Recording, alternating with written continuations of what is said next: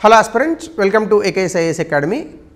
So TGPSC group 1 రాస్తున్నటువంటి అభ్యర్థులు చాలామంది, especially ఇప్పుడు జరుగుతున్న క్లాసెస్ కానీ లేదా టెస్ట్ సిరీస్ కానీ రాస్తున్న అభ్యర్థులు చాలామంది ఒక క్వశ్చన్ ఎక్కువగా అడుగుతున్నారు. దీని మీద కొంత వివరణ కూడా ఇమ్మని అడిగారు. సో ఆ నేపథ్యంలో ఇక్కడ సెషన్ చేస్తున్నాను. ఏంటంటే టీజీపీఎస్సీ గ్రూప్ 1 మెయిన్స్కి సంబంధించి ఒక కేసు వేయడం జరిగింది హైకోర్టులో. సో ఆల్రెడీ ఆ కేసుని యాక్సెప్ట్ చేసింది కోర్టు. ఒక 4-5 రోజుల్లో కూడా దానికి జడ్జిమెంట్ వెలువడేటటువంటి అవకాశం ఉంది. ఇందులో దీనికి సంబంధించి చాలామంది గ్రూప్ 1 ఆస్పిరెంట్స్ భయాందోళనకు గురవుతున్నారు. సో ఈ కేసు వివరాలు కూడా నేను చూశాను. అఫ్కోర్స్ అప్లికెంట్స్ ఒరిజినల్ నేమ్స్ ఇవ్వకపోయినా కూడా కేసు వివరాలు అయితే మాత్రం పబ్లిక్ డొమైన్లో ఉన్నాయి. సో అసలు ఏంటి, ఎగ్జామ్ జరుగుతుందా జరగదా, ఇది చాలామంది అభ్యర్థులు అడుగుతున్నటువంటి ప్రశ్న. సో దీనికి మనం న్యూట్రల్గా దీన్ని కొంచెం అనలైజ్ చేసి మీ సమయం వేస్ట్ చేయకుండా దీనికి సమాధానం చెప్పే ప్రయత్నం చేస్తాను. మనకి మొత్తంగా 563 పోస్టులకు నోటిఫికేషన్ వెలువడింది. ఇందులో 354 పోస్టులు, అలాగే ఇంకొక 209 పోస్టులు రిజర్వేషన్లు విడిగా విడగొడితే మనకి.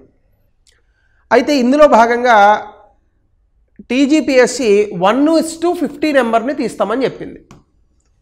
సో 563 పోస్టులకు గాను 1:50 కనుక తీస్తే మనకు రావాల్సినటువంటి మొత్తం మెయిన్స్ అభ్యర్థుల యొక్క సంఖ్య 28,150 మంది మెయిన్స్కి సెలెక్ట్ అవ్వాలి. కానీ 31,000 దాదాపుగా మెయిన్స్కి సెలెక్ట్ అయ్యారు. అంటే ఎక్స్ట్రాగా 3,232 మంది సెలెక్ట్ అయ్యారు. అంటే 31,382 మంది మెయిన్స్ ఎగ్జామినేషన్కి సెలెక్ట్ అయ్యారు.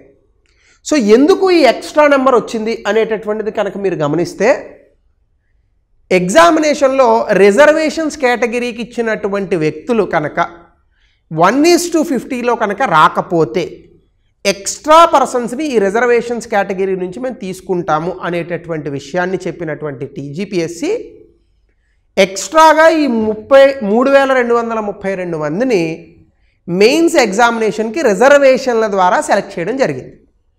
ఇప్పుడు కేసు వేసినటువంటి వ్యక్తి ఏం చెప్తున్నారంటే, కోర్టును అడిగినటువంటి అంశం, ఈ వ్యక్తులు రావడం వల్ల ఈ వ్యక్తుల్ని రిజర్వేషన్స్లో కలపడం వల్ల రిజర్వేషన్లో ఉన్న మెరిటోరియస్ క్యాండిడేట్స్కి, అలాగే రిజర్వేషన్ పొందేటటువంటి రిజర్వ్డ్ ఈ జాబ్స్ ఉన్నటువంటి క్యాండిడేట్స్ ఎవరైతే సెలెక్ట్ అయ్యారో వాళ్ళకి అన్యాయం జరుగుతుంది. సో వీళ్ళు రావడం వల్ల దాని నుంచి సెలెక్ట్ అయ్యేటటువంటి వ్యక్తులు ఎవరైతే ఉన్నారో ఈ రిజర్వేషన్కి సంబంధించి కొంత ఇబ్బంది కలిగేటటువంటి అవకాశం ఉంది. సో కాబట్టి మొత్తం ఎగ్జామినేషన్ని మళ్ళా మెయిన్స్ అభ్యర్థుల్ని ప్రకటించి మళ్ళా సమయం ఇచ్చి ఎగ్జామినేషన్ పెట్టండి అని. సాధారణంగా ఇలాంటి కేసులు ఈ మధ్యకాలంలో ఎక్కువగా జరుగుతున్నాయి. యూపీఎస్సీ లాంటి సంస్థ పైన ఇలాంటి కేసులు వేసినా కూడా కోర్టులు నిలబడట్లేదు. కానీ చాలాసార్లు కొన్ని impulsive judgements when comes to the group 1, group 2 లాంటివి జరుగుతున్నాయి. అయితే గ్రూప్ 2 ఎగ్జామినేషన్ని, గ్రూప్ 1 ప్రిలిమినరీ ఎగ్జామినేషన్ని ఎంతమందికి లీక్ అయింది ఎగ్జామినేషన్ మొత్తంగా మనం ఇన్వెస్టిగేట్ చేస్తే ఒక 10 మందికో 15 మందికో లీక్ అయింది. కానీ ఎగ్జామినేషన్ రద్దు చేశారు. కానీ మొన్న మనకి ఈ ఐఐటి నీట్ ఎగ్జామినేషన్లో లీకేజ్ జరిగితే ఒక 1,200 మందికి ఎంతమందికో లీక్ అయితే వీళ్ళ కోసం మనము మొత్తం ఎగ్జామినేషన్ ఎలా చేస్తాము, ఇది పెద్ద భయంకరమైన నేరం ఏం కాదని సుప్రీంకోర్టు ఆ ఎగ్జామినేషన్ రిజల్ట్ని ప్రకటించమని చెప్పింది. అంటే చాలాసార్లు కోర్టులు ఎవరెవరైతే ఎగ్జామినేషన్కి సెలెక్ట్ అయ్యి రాస్తున్నారో ఆ వ్యక్తులను ఆలోచించే జడ్జిమెంట్స్ ఇస్తాయి. సో కాబట్టి ఈ కేసులో ప్రైమ్ ఆఫీసీ లేదని నేను చెప్పట్లేదు, కానీ నాకు ఉన్నటువంటి అవగాహన మేరకు ఈ జడ్జిమెంట్ ఇప్పుడున్నటువంటి స్టూడెంట్స్కి ఫేవర్గానే ఉండి, అఫ్కోర్స్ అందులో అన్యాయం జరిగిందా నేరం జరిగిందా అనేది నేను జడ్జ్ చేయలేను, కమెంట్స్ పెట్టే మీరు జడ్జ్ చేయలేదు, వీడియో చేస్తున్న మీరు జడ్జ్ చేయడానికి లేదు.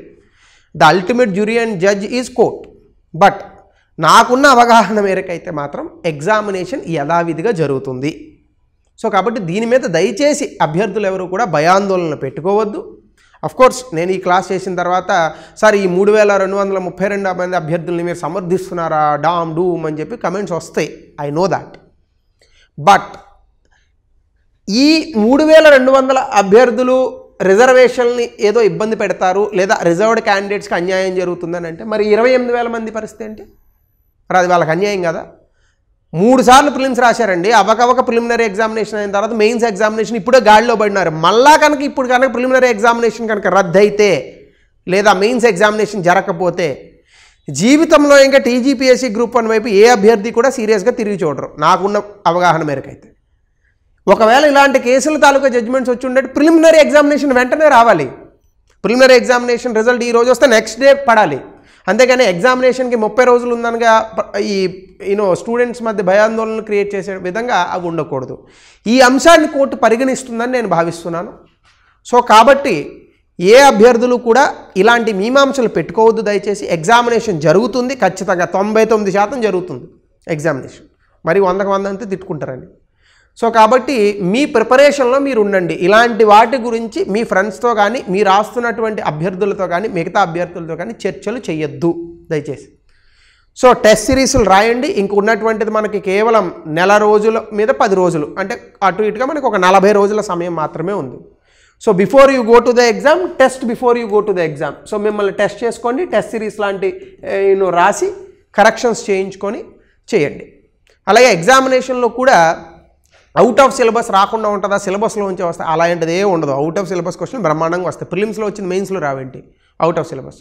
ఏపీబీఎస్సీ గ్రూప్ 1 ఎగ్జామినేషన్ చూడండి ఒకసారి మీరు, అవుట్ ఆఫ్ సిలబస్ క్వశ్చన్స్ వస్తాయి. You should be well prepared for that. సిలబస్లో ఉన్నవే ఇస్తే మీరేమో అందరూ రాస్తారు ఎగ్జామ్, అట్లా ఏమి ఉండదు. సబ్ సెక్టార్స్లో ఉన్న సబ్ ఇష్యూస్ కూడా ఆ ఇష్యూకి సంబంధించిన సబ్ ఇష్యూస్ మీద కూడా ప్రశ్నలు వస్తాయి. సో కాబట్టి దీని మీద పెద్దగా భయాందోళన పెట్టుకోవద్దు. ఎంతవరకు సాధ్యమైతే అంతవరకు మీ ప్రజెంటేషన్ స్కిల్స్ని ఈ 40 రోజుల్లో పెంచుకోండి. చదివినటువంటి కంటెంట్ని బాగా ప్రజెంట్ చేసేటటువంటి ప్రయత్నాలు చేయండి తప్ప వీటి మీద అనవసరమైన చర్చలు పెట్టద్దు. ఎగ్జామినేషన్ యథావిధిగా జరుగుతుంది. సో ఇది క్లారిఫికేషన్ ఇవ్వదలుచుకున్నది. So thank you, have a nice day.